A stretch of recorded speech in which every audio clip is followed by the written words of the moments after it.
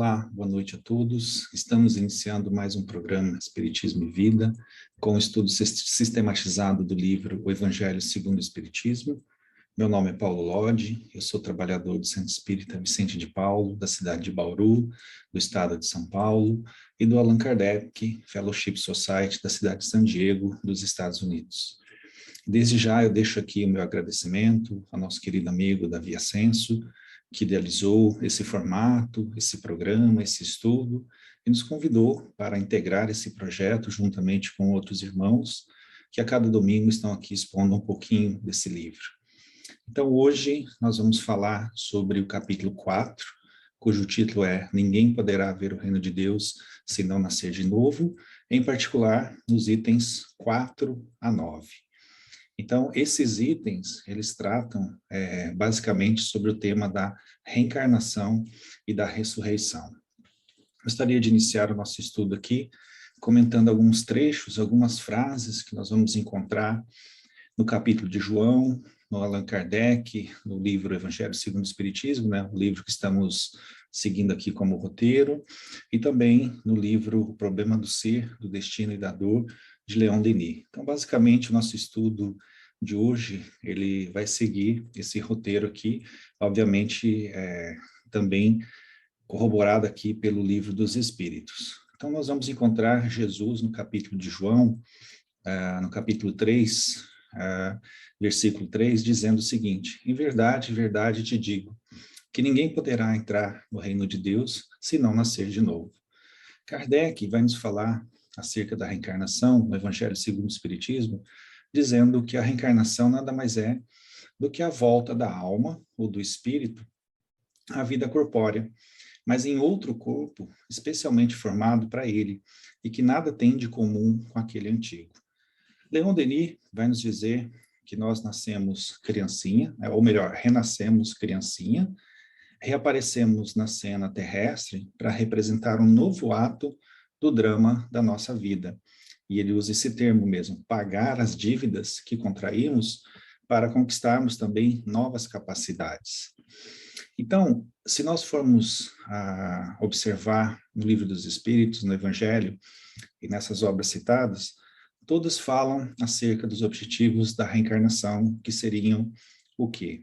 Chegar à perfeição, expiação, melhoramento progressivo da humanidade, sofrermos, ou seja, passarmos pelas vicissitudes da existência corporal, enfrentarmos as dificuldades que uma existência corporal nos inflige, colocar o espírito em condições de suportar a parte que lhe toca na obra da criação e dessa forma, obviamente, concorrendo para o progresso do planeta, dos outros e também para o nosso próprio progresso frente aí ao nosso processo de evolução da eternidade. Apesar de sermos espíritos imortais, estamos condenados aí à eternidade. Condenados, entre aspas, obviamente, né, no sentido bom. Então, Kardec, no Livro dos Espíritos, vai nos dizer que esse chegar à perfeição significa efetuarmos o resgate pelo amor ou pelo sofrimento, de certa forma que vai despertar as nossas habilidades, vai fazer com que nós reflitamos sobre os nossos atos, os erros cometidos no passado, de certa forma, para auxiliar também a divindade a cumprir os seus desígnios no universo. Então, esse chegar à perfeição nada mais é do que, em termos simples, aqui na Terra, aprimoramento moral da criatura humana.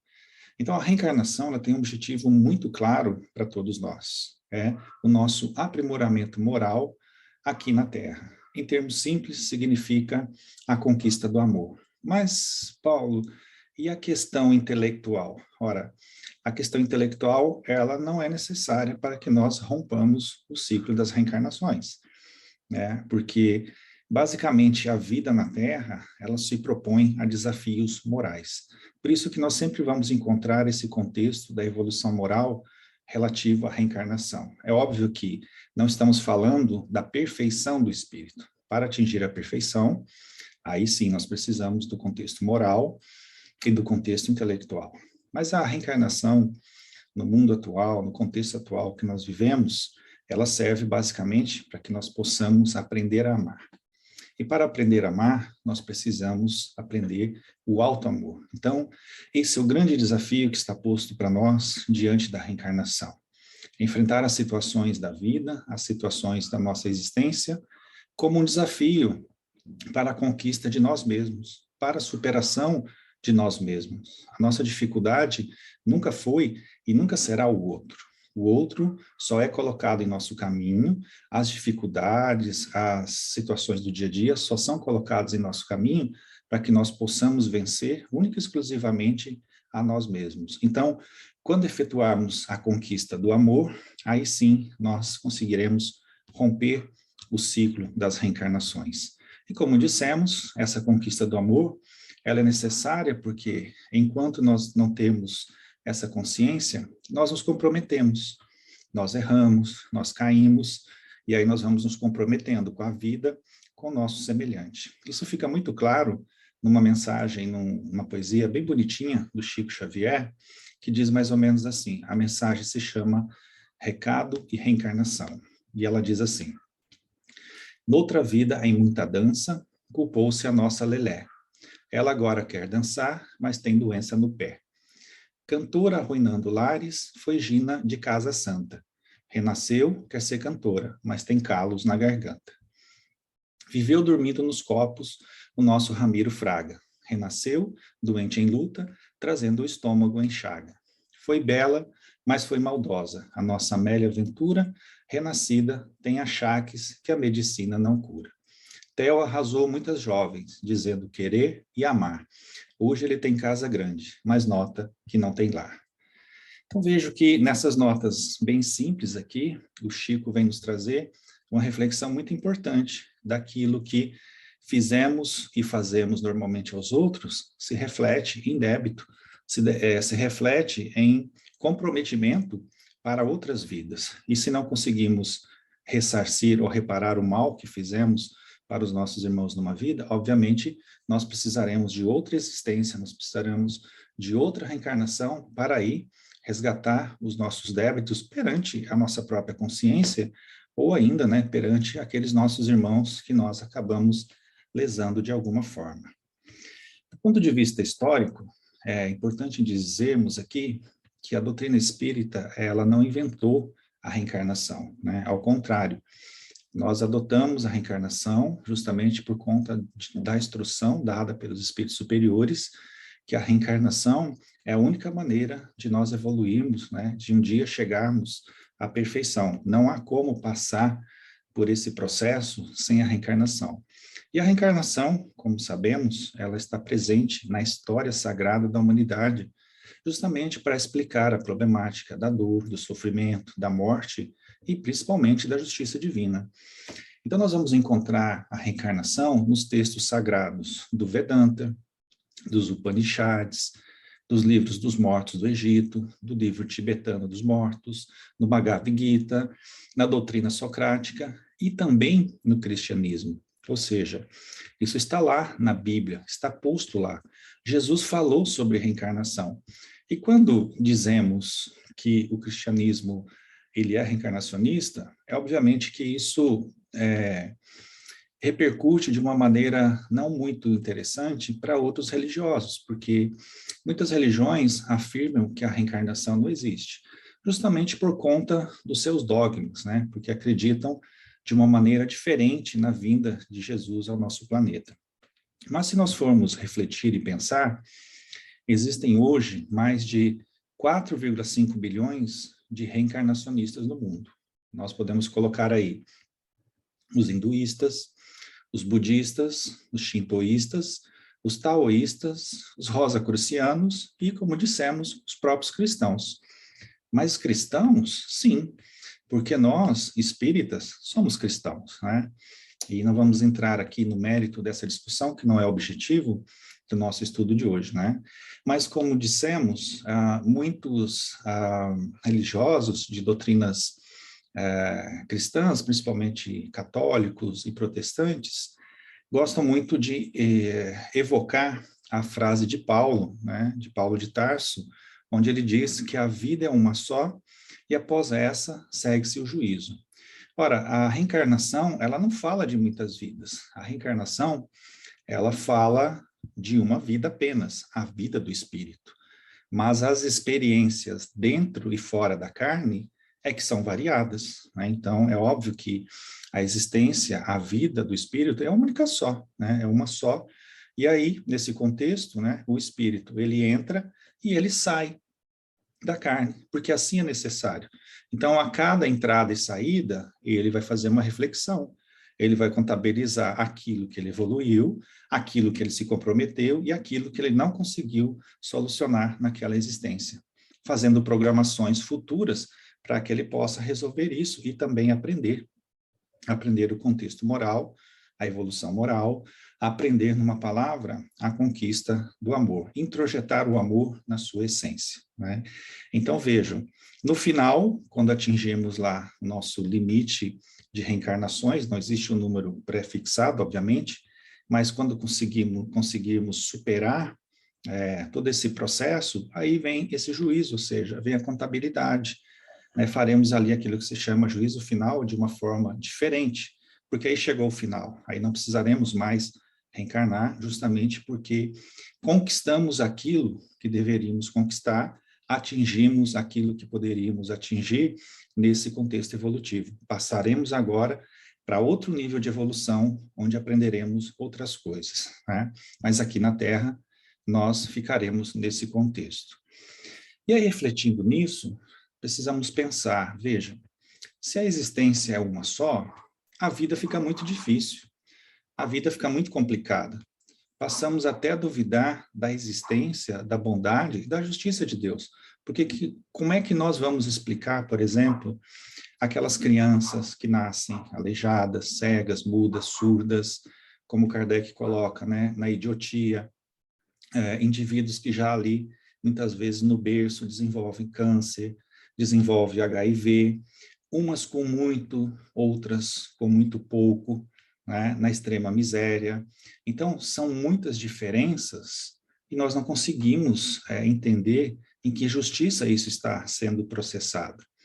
E aí, claro, não podemos ser reducionistas e simplificar tudo dizendo que isso é mistério da fé, que isso é mistério de Deus ou algo do tipo. É reduzir muito a grandeza e a bondade de Deus. Onde é que está a justiça nesse contexto? O próprio Chico dizia que, sem a ideia da reencarnação, com todo respeito às outras religiões, obviamente, nós não conseguimos ver uma explicação sensata, inclusive para a existência de Deus, porque sem a reencarnação, tudo fica muito difícil da gente explicar. Porque a justiça da reencarnação, ela nos mostra a sua necessidade, né? Ou seja, a reencarnação mostra a presença de uma justiça, que não se cumpre numa vida, mas se cumprirá em outra, né? Existem determinadas religiões que acreditam na vinda de Jesus por um motivo muito especial, muito particular, falando aí de salvação. Nós não vamos entrar no mérito dessa discussão, mas acreditamos que a vinda de Jesus ao planeta Terra tem outro significado. Ele veio justamente para nos ensinar a sua doutrina e morreu porque teria que morrer daquele jeito. Não tinha como ser diferente. Era um grande revolucionário, mas no sentido bom da palavra, de trazer ali uma reflexão importante acerca do amor, acerca da caridade, chamando a atenção para os religiosos daquela época, que eles falavam muito, né, tinham um discurso muito bonito, muito polido, e não praticavam absolutamente nada daquilo que faziam. Se nós pegarmos o livro Paulo e Estevão, por exemplo, lá fica muito clara a revolta de Saulo quando ele vai visitar a Casa do Caminho, quando Gamaliel visita a Casa do Caminho, porque ali eles percebem o amor em ação. E eles nunca tinham feito absolutamente nada daquilo. Viviam lá enclausurados no Sinédrio, né, só na teoria, falando de Deus, falando de amor, falando de leis, etc. e tal, mas nunca foram ao encontro da miséria, nunca foram ao encontro da dor dos necessitados. Então Jesus vem justamente para mostrar ali, dentre outras coisas, obviamente, a grande hipocrisia que viviam aqueles religiosos, que, infelizmente, ainda se propaga até os dias de hoje, seja no seio de outras religiões, seja também no contexto da doutrina espírita, porque não estamos imunes a essas coisas. Vale lembrar que o religioso de hoje também é o religioso de ontem. Apenas estamos nos transformando, estamos nos modificando.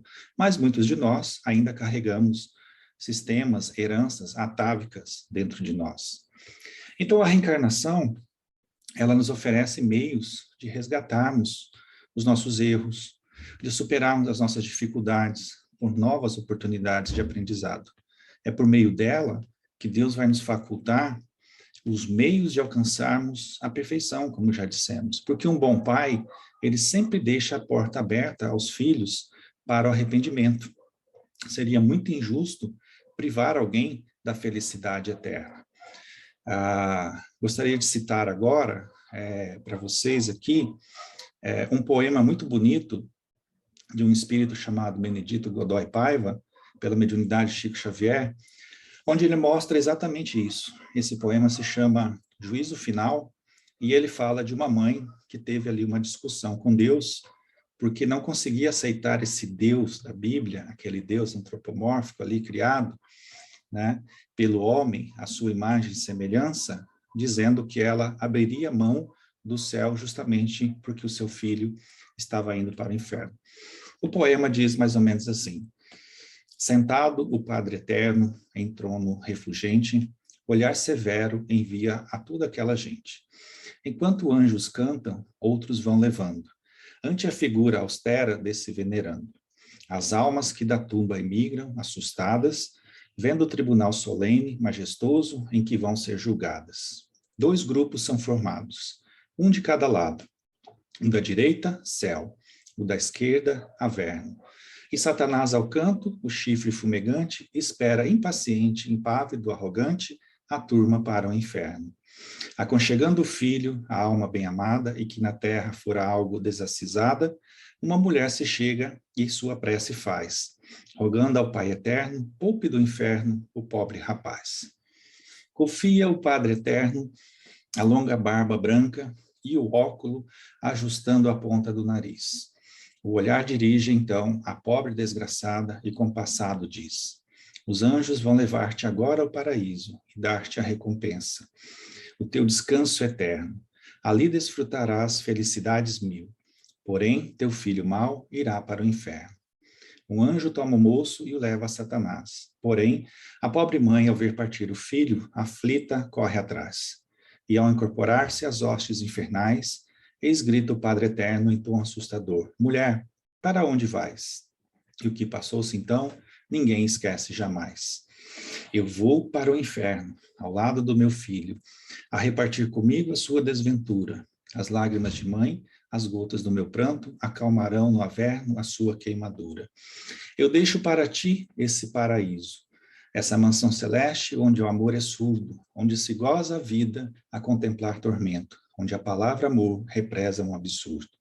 Entrega esse teu céu às mães malvadas, vis, que os filhos já mataram para os não criar, pois só essas megeras poderão no céu ouvir gritar seus filhos sem se consternar. Desprezo esse teu céu, o meu amor é grande, imenso, assaz sublime, e posso te afirmar que se não te comove o pranto lá do inferno, e os que no averno estão são todos filhos teus, meu amor excede ao próprio amor de Deus. E ante o estupefato olhar do Padre Eterno, a mãe beijou o filho e foi para o inferno. Olha que bonito isso, né? Uma mensagem mostrando que não podemos nos apegar à letra das Escrituras, à letra dos textos sagrados. Precisamos compreender Deus e toda a sua justiça no sentido maior. Essa mensagem fala de um Deus muito duro, muito rígido, e que se olharmos a noção da reencarnação sem a sua existência, é exatamente esse Deus, um Deus que não concede oportunidade, um Deus que pune, um Deus que não nos dá a oportunidade de reparar o mal, um Deus que muitas vezes nos coloca numa situação muito difícil e que muitas vezes não temos oportunidade de refletir e pensar naquela situação para irmos para um lugar melhor depois do nosso decesso carnal. Então é importante pensarmos na reencarnação como uma medida amorosa e de justiça de Deus para com todos nós, né? Nesse sentido, vale a pena pensar no que estamos falando da questão de Jesus ser reencarnacionista. né? Como estávamos dizendo, as religiões cristãs, na própria Bíblia, nós vamos encontrar ali afirmações acerca da reencarnação, né? Então, no foco do nosso estudo aqui, do capítulo que estamos avaliando, existe ali o célebre diálogo de Jesus com o mestre da lei, Nicodemos, que é o diálogo acerca do renascer da água e do Espírito. Então, quando Nicodemos pergunta a Jesus sobre a salvação, sobre a vida eterna, o reino dos céus, enfim, depende aí da interpretação, Jesus lhe diz, na verdade, eu te digo, que aquele que não nascer de novo não pode ver o reino de Deus. Disse-lhe então Nicodemos, como pode um homem nascer sendo velho? Porventura, pode tornar a entrar no ventre de sua mãe e nascer? Então vejamos que Nicodemos entendeu a resposta de Jesus. Ele sabia acerca do nascer de novo pelo corpo físico, tanto é que ele pergunta, como é que pode um homem tornar a entrar no ventre de sua mãe e nascer? Nicodemos era um homem muito inteligente, ele sabia do que Jesus estava falando. Então Jesus lhe diz, em verdade te digo, que aquele que não nascer da água e do Espírito não pode entrar no reino de Deus. O que é nascido da carne é carne, o que é nascido do Espírito é Espírito. Não te maravilhes de ter dito, necessário vos é nascer de novo. O vento sopra onde quer e ouves a tua voz, mas não sabes de onde vem, nem para onde vai. Assim é todo aquele que é nascido do Espírito. Então Nicodemos lhe disse, como pode ser isso? Né? E Jesus lhe respondeu, és mestre em Israel e não sabe dessas coisas? E aqui nós temos outra revelação interessante de Jesus, né? Ora, Nicodemos estava perguntando acerca da reencarnação. Jesus lhe dá uma informação e ele pergunta, mas como é isso? Né? Ou seja, Jesus redargue para ele, você é mestre em Israel e não sabe dessas coisas? Mostrando que os grandes sábios, os grandes estudiosos da religião judaica, eles tinham acesso a essa informação da reencarnação. Tanto é que na doutrina judaica, o tema da doutrina da reencarnação é conhecida com o nome de Google Neshamot. Perdoe-me aqui se eu não sei exatamente a fonética dessa expressão, mas estou lendo aqui literalmente como ela é escrita, né? Gilgul Neshamot, né? Não sei se é assim mesmo que se pronuncia na língua hebraica. E o hassidismo, que são aqueles irmãos nossos, judeus, que andam de casacos e chapéus pretos, bem como os cabalistas, acreditam nessa doutrina da reencarnação. E atualmente o conceito da reencarnação ele é muito bem expresso nos livros do Sefer HaBahir, que é o livro da iluminação dos judeus, e no Zohar, que é o livro do esplendor, onde eles estudam ali as questões místicas e também acerca da reencarnação. O renascer da água, do qual Jesus fala, foi interpretado e é interpretado ainda diferentemente em várias religiões. Na visão protestante, por exemplo, eles entendem como o renascer ali pelo batismo, que é um contexto filosófico e um contexto, muitas vezes, ritualístico, né? Porque João Batista, ele batizava justamente para que a pessoa entre numa nova vida, né? Entrasse numa nova vida. Ele mesmo dizia, eu vos batizo para que vos arrependeis dos vossos pecados, né? Mas depois de mim virá outro que batizará aí com fogo e com espírito, né? Porque João Batista batizava com água. E muitos religiosos até diziam que Jesus também batizava, o que não é verdade, né? Jesus se deixou batizar por João Batista justamente para que se cumprisse a profecia. Na religião católica existe uma visão diferente, né? Eles acreditam no renascer da água ali pelo batismo com a água, justamente para que nos libertemos do pecado original ali cometido por Adão e Eva. Na visão espírita, nós entendemos de uma forma diferente, né? Nós entendemos aqui a água como um elemento representando ali o elemento material naquela época e também na visão mística da nossa existência. Porque o renascer do corpo físico, nós entendemos como sendo um fenômeno biológico.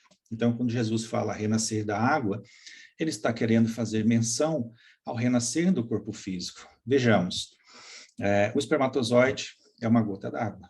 É claro que aqui estamos usando o sentido metafórico, não o sentido científico. né, que vai se unir a outra gota d'água, que é o óvulo.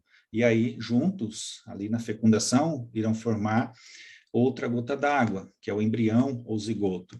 E este vai migrar para alojar-se no útero, onde ficará ali se alimentando durante 9 meses de líquido amniótico, água. E na vida adulta, o ser humano, ele tem em média 70% de água no seu corpo. Então, entendemos nesse sentido de renascer da água, que é o renascimento do corpo físico. E, obviamente, pelo espírito, o renascimento filosófico e moral que precisamos, né?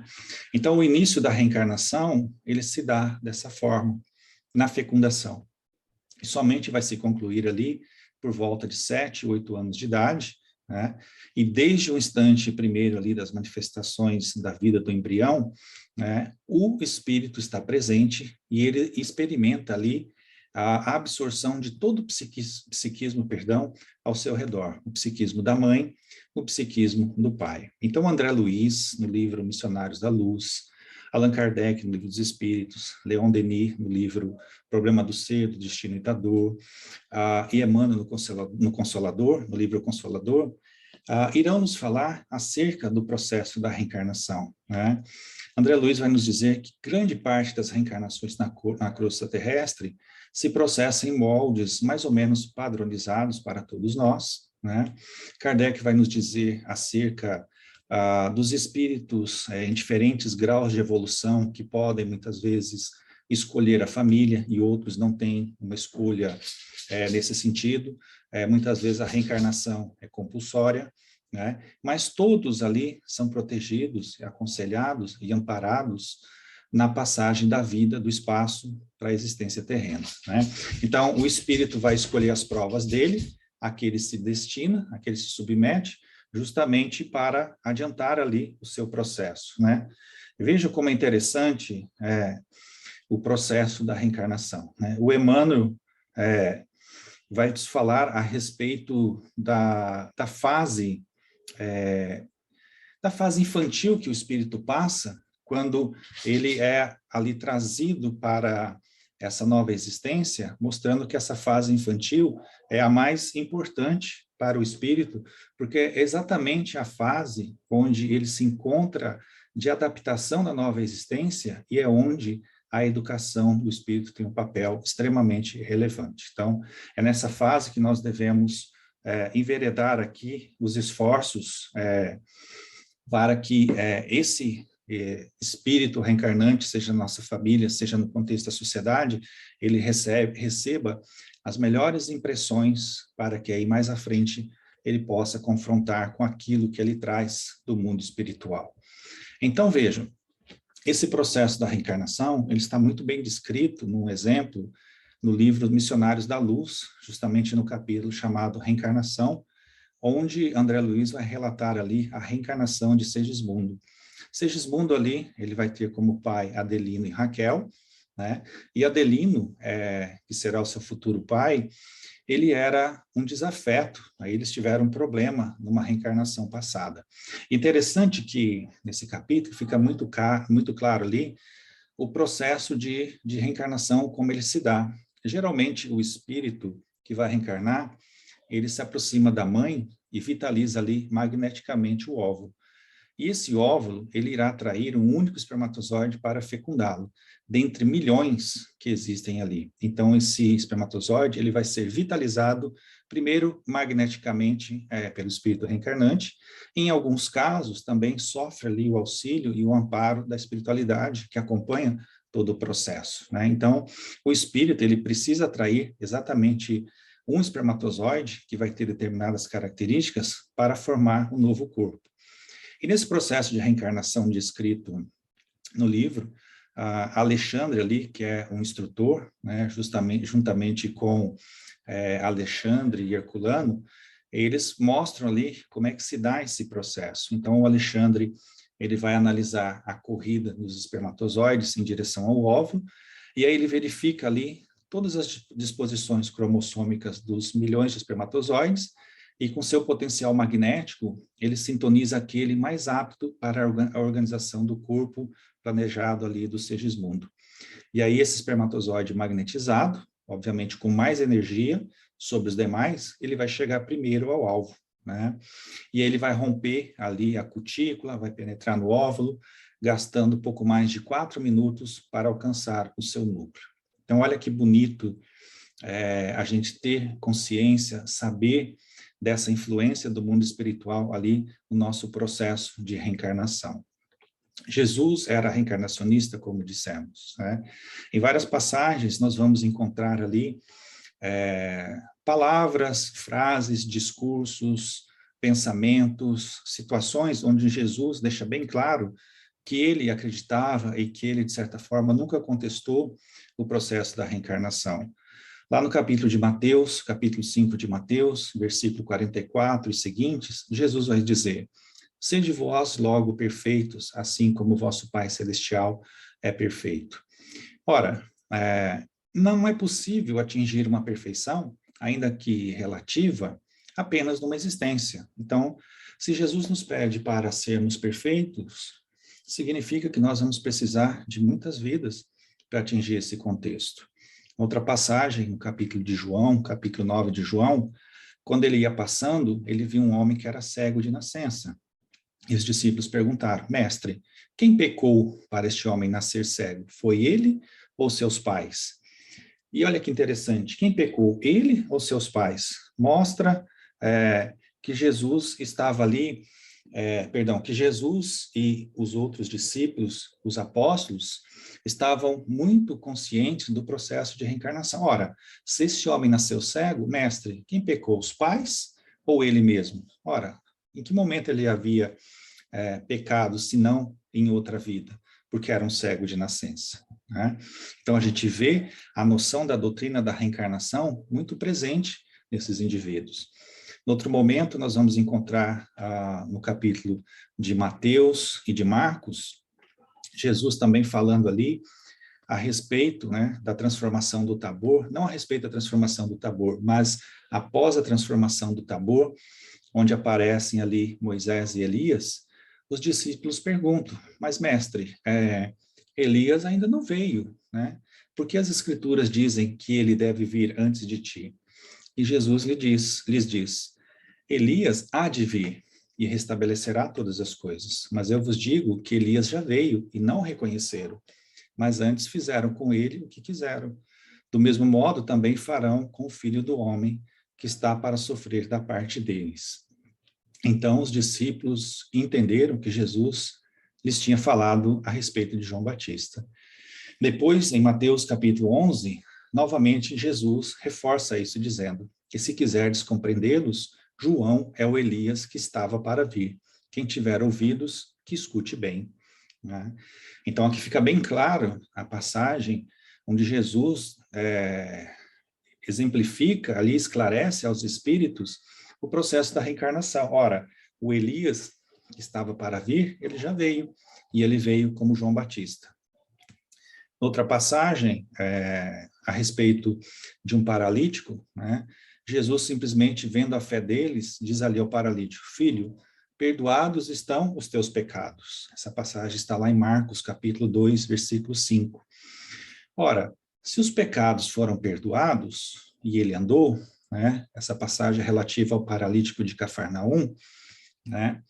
É porque a causa da sua moléstia estava em seus pecados. Agora resta saber se esses pecados eram dessa vida ou da outra vida, né? Se ele nasceu assim, então esses pecados estão relacionados à outra vida.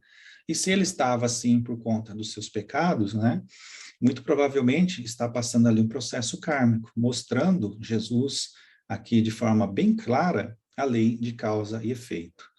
Em outras passagens que estão lá em Mateus, Lucas e Marcos, os discípulos perguntam a Jesus: quem dizem por aí as pessoas que é o Filho do Homem?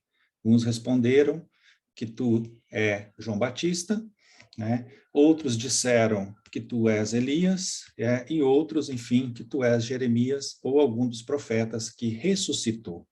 Então, aqui dentro do nosso estudo, vejam que os discípulos, os apóstolos ou outras pessoas que dizem que Jesus é João, ou que Elias, ou ainda algum dos profetas, Jeremias, etc., que ressuscitou, a compreensão de que ressuscitar tem o mesmo significado que reencarnação, porque Jesus agora abrigava um novo corpo. E ressuscitar não significa voltar com o mesmo corpo, né? Que fica muito claro aqui para a gente que a ressurreição ela tinha o mesmo significado de reencarnação. Outra coisa interessante para nós analisarmos a respeito desse tema da reencarnação e da ressurreição é que dentre os vários milagres, vamos chamar aqui de milagres, né, como está dito na Bíblia e no seio religioso, aqueles fenômenos maravilhosos de curas, etc., que Jesus realizou, nós vamos perceber aqui que, em relação aos fenômenos relacionados a ele com a natureza, ocorreram 11 casos. Curas, Jesus efetuou, obviamente, muitas, mas relatadas estão apenas 16 casos. De exorcismos, 8 casos. E de ressurreição, apenas 3 casos. O mais famoso é o de Lázaro. Olha só, por que apenas 3 casos de ressurreição se era algo assim tão fabuloso, tão fantástico, né? Obviamente, porque Jesus curou essas pessoas, e Kardec trabalha muito essa questão na Gênesis, no Livro dos Espíritos, que eram portadoras ali de uma certa letargia, de uma catalepsia, e que Jesus não ressuscitou ninguém que de fato havia morrido, porque ele próprio anunciou que ele não veio destruir a lei, e que ele veio simplesmente cumprir a lei, né? Então acreditava-se naquela época que uma pessoa que já havia morrido, ela poderia voltar a viver como a outra pessoa, né? Como já ilustramos aqui nas passagens seguintes, e que isso era conhecido como a ressurreição, mas que nós entendemos como sendo reencarnação. E, obviamente, a reencarnação, ela se expressa em determinados moldes, ela se expressa em determinados contextos, e um desses contextos da reencarnação, que nos é muito útil, é exatamente o esquecimento do passado. O esquecimento do passado, ele vem num contexto fisiológico e moral. Fisiológico é porque o cérebro novo que vai receber o espírito, né, ele tem dificuldade, né, de imprimir ali todas as suas recordações de vidas passadas, né? Leon Denis nos fala isso. E também existe o contexto de ordem moral. A recordação do passado, ela nos acarretaria muitos problemas, muitos inconvenientes, né? Então, a herança mental, as ideias errôneas do passado, os preconceitos de casta, de tempo, né? As imagens dos nossos erros, os obstáculos à educação, a nossa capacidade de julgar ficaria comprometida desde o berço, né? Desde a nossa infância. De repente, olhar um passado não muito bom, corrupto, conspurcado, seria um fardo muito grande para todos nós, e, de certa forma, introduziria aí, na vida social, elementos de discórdia, ódio, que agravariam muito a situação da humanidade, sem falar naquele contexto que todos nós conhecemos, da nossa família, que muitas vezes, ali dentro do nosso contexto familiar, estão alguns desafetos do passado. Então, se conseguíssemos lembrar ali aqueles que prejudicamos, ou ainda aqueles que nos prejudicaram, a nossa vida em família ela ficaria insustentável. Então, aquilo que precisaria ser trabalhado e resolvido na base da lei do amor, ficaria preso ainda no contexto do ódio, no contexto ali do desprezo, no contexto ali do não perdão e muitas vezes até da violência. Então, o esquecimento do passado tem a sua razão de ser, ele é importante nesse contexto da reencarnação. E aí, como estamos refletindo sobre a reencarnação dentro do cristianismo, é importante lembrarmos que os pais da igreja, eles eram reencarnacionistas, né? Orígenes, o primeiro teólogo cristão, Porfírio, Eusébio, Tertuliano, Santo Agostinho, Tomás de Aquino, e foi no ano de 553 que o imperador Justiniano, ele tornou a reencarnação uma doutrina herética por meio de um concílio, né? E aí, no contexto geral, nós podemos observar que no mundo, diante aí de 4,5 bilhões de pessoas que acreditam na reencarnação, a grande maioria sendo do Oriente, ainda que acreditando na reencarnação de uma forma um pouco diferente da qual acreditamos na doutrina espírita, né? Muitos orientais estão pautados ali na metempsicose, né? Que é a crença de que o espírito ele pode encarnar tanto em corpos humanos quanto em corpos animais, né? E algumas vertentes acreditam que isso não segue uma lógica, né? Que tanto o homem pode estar no momento na forma humana, quanto na seguinte estar na forma animal, o que é diferente da doutrina espírita, né? Então, para nós, nós acreditamos que a reencarnação ela tem um objetivo evolucionista. Então, o espírito ele não retrograda, ele não volta a habitar corpos, né, ditos inferiores. A evolução do espírito, ela se dá em diferentes reinos, né, sendo a fase hominal aqui a última fase do processo reencarnatório, né? Então, o espírito não retorna à fase animal. E aqui no Ocidente, nós temos a crença muito grande dentro do contexto religioso de várias religiões, né? Como, por exemplo, a Umbanda, o Candomblé, o Espiritismo, né? E aqueles nossos irmãos também de outras religiões, sendo a maioria católica, que, apesar de não praticarem a doutrina espírita, simpatizam e acreditam na reencarnação. A reencarnação, ela é tratada pelo Kardec, no Livro dos Espíritos, nas questões 166 a 199, no capítulo 4. Na questão 167, Kardec vai falar do objetivo da reencarnação, e na questão 171, vai falar da justiça da reencarnação. Na questão 166, Kardec pergunta como é que a alma que não alcançou a perfeição durante a vida corpórea, ela irá acabar de depurar-se. E aí os espíritos respondem que sofrendo uma prova de uma nova existência. E Kardec volta a perguntar, bom, como é que ele realiza essa nova existência? Seria pela sua transformação como espírito? E a resposta dos espíritos é, depurando-se, a alma indubitavelmente experimenta uma transformação, mas para isso necessária lhe é a prova da vida corporal. E na questão 167, como dissemos, Kardec pergunta qual o fim da reencarnação? E a resposta dos espíritos é expiação, né? Ou seja, reparar, muitas vezes sofrer na própria pele o mal que nós causamos aos nossos semelhantes, melhorando progressivamente a humanidade. Sem isso, onde é que estaria a justiça, né? E na questão 171, os espíritos corroboram essa afirmação quando Kardec pergunta em que se funda o dogma, né, da reencarnação? Resposta, na justiça de Deus e na revelação, pois incessantemente repetimos, o bom pai deixa sempre aberta a seus filhos uma porta para o arrependimento. Não te diz a razão que seria injusto privar para sempre da felicidade eterna todos aqueles de quem não dependeu o melhorarem-se? Não são filhos de Deus todos os homens? Só entre os egoístas se encontram a iniquidade, o ódio implacável e os castigos sem remissão, né? Olha que interessante isso.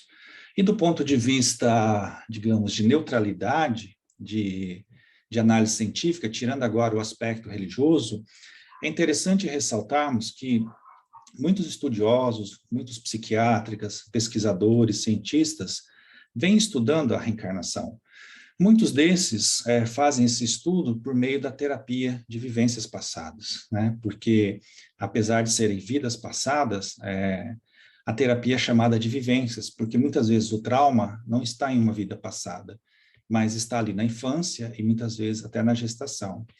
Então, eu gostaria de citar aqui, por exemplo, o Dr. Patrick Drouot, que é um físico francês. Ele possui alguns livros, por exemplo, Reencarnação e Imortalidade, e outro livro que se chama Nós Somos Todos Imortais.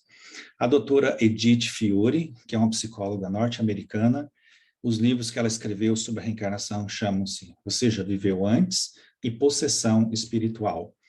A doutora Ellen Van Bach, que é uma psicóloga norte-americana, cujo livro se chama Recordando Vidas Passadas.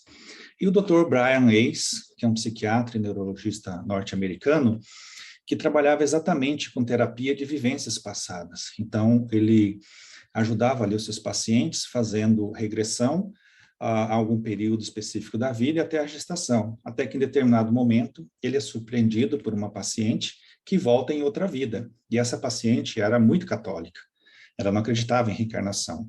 E ele começa a estudar esse fenômeno e vai constatando ali todas as informações que essa paciente lhe traz, E então ele escreve o livro chamado Muitas Vidas, Muitos Mestres, que ficou muito famoso, muito conhecido no Brasil. Depois o Dr. Brian Weiss, ele escreveu também A Divina Sabedoria dos Mestres e Só o Amor é Real. Nós temos também a doutora Carol Bowman, né, ou Carol Bowman, como quiserem, que é uma terapeuta, escritora e especialista em regressão. Ela tem um livro que se chama Crianças e Suas Vidas Passadas e O Amor Me Trouxe de Volta.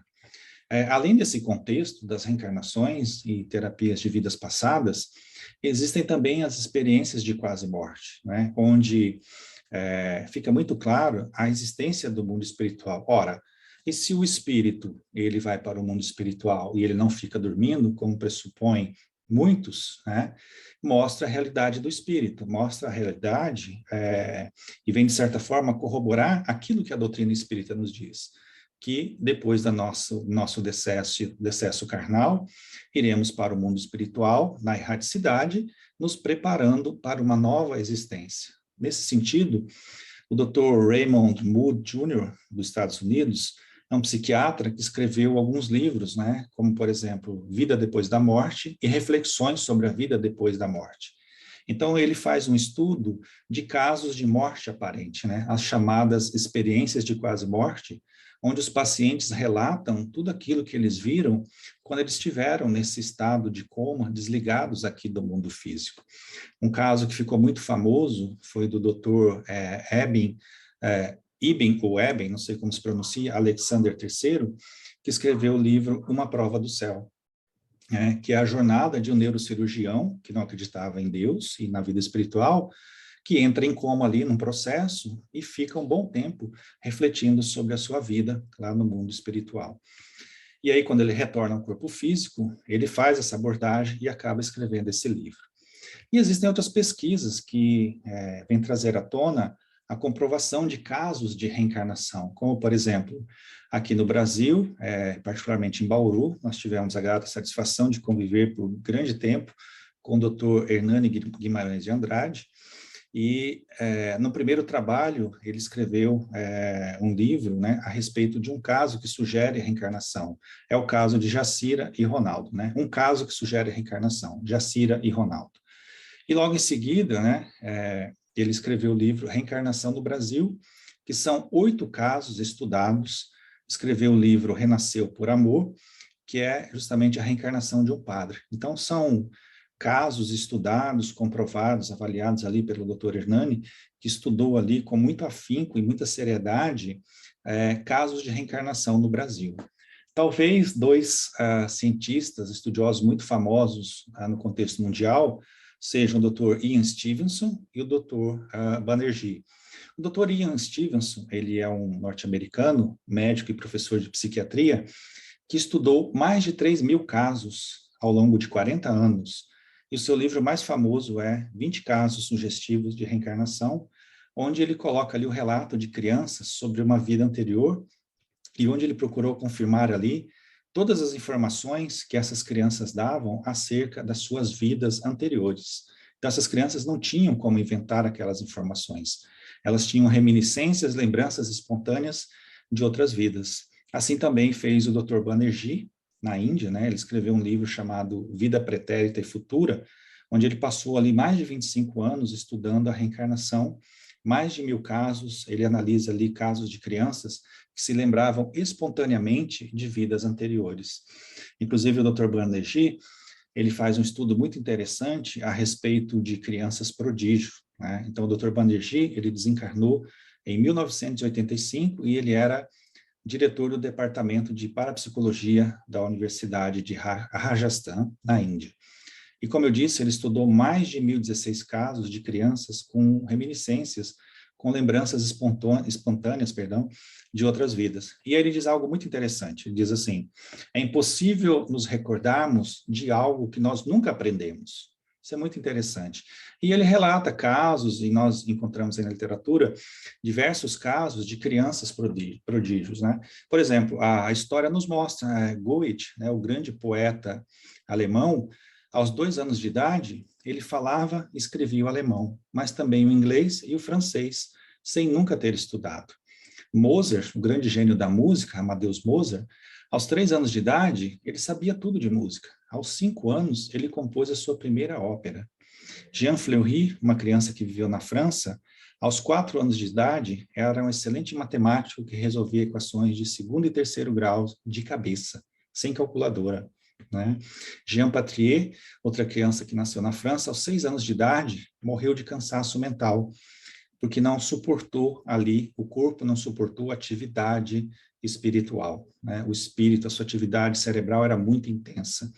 Pascal, aos 12 anos de idade, ele já era um gênio da matemática. William Hamilton, um garoto de 13 anos, ele dominava 12 línguas, inclusive o hebraico, sem nunca ter estudado.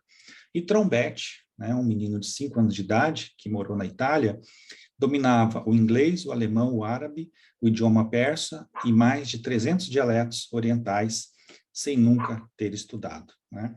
O médium Divaldo Franco, ele relata em uma de suas palestras vários casos de crianças prodígios, né, com feitos memoráveis.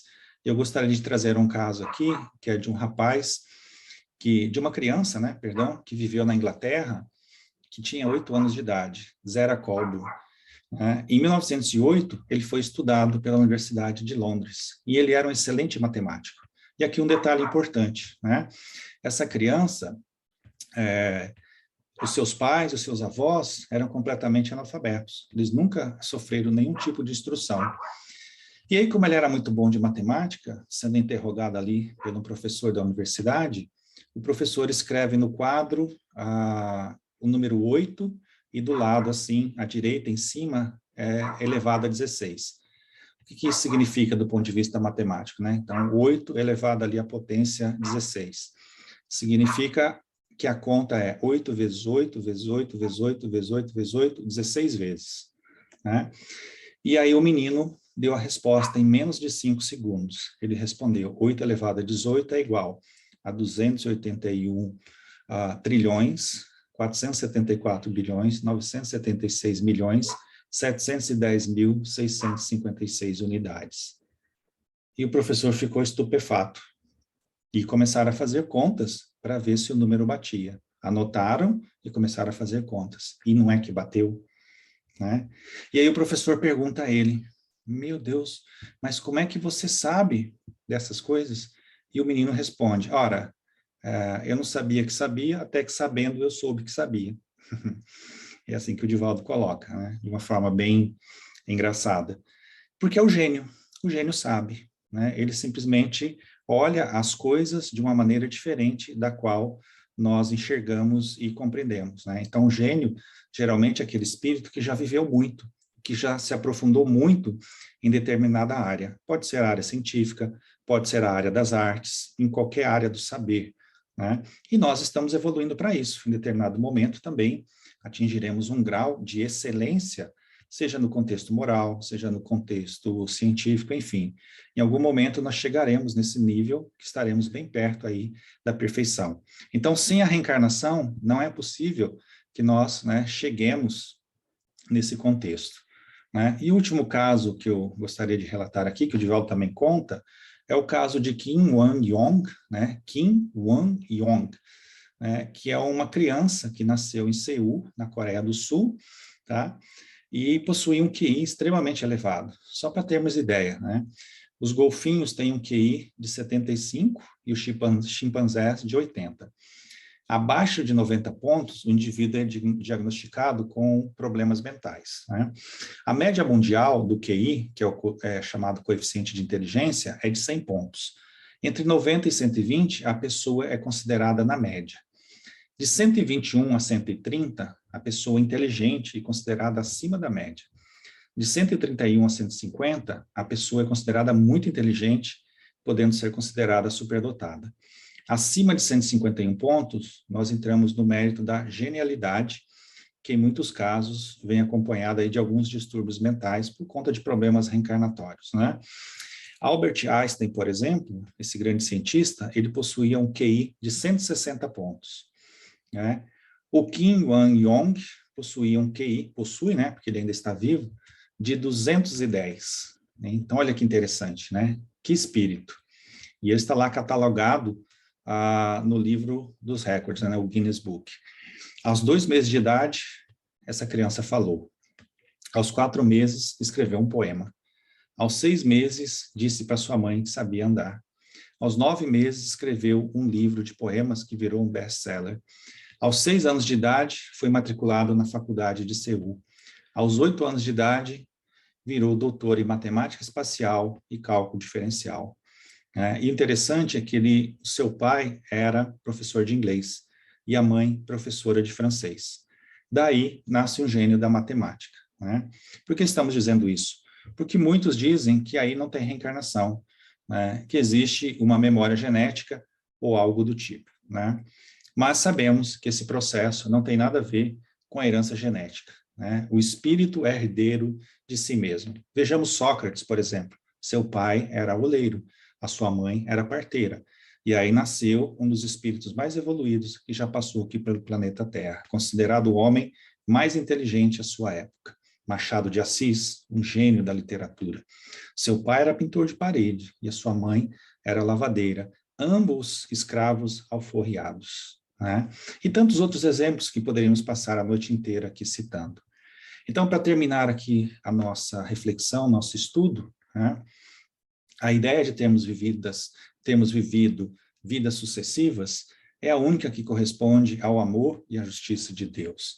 A reencarnação nos oferece meios de resgatarmos os nossos erros por novas provações, expiações e, portanto, de atingirmos a perfeição lá na frente. O ciclo reencarnatório, ele é necessário para que aprendamos a lei de amor, de justiça, de caridade. E em outro momento evolutivo, em outros planos, por exemplo, nós aprenderemos outros valores, outras habilidades para o espírito imortal.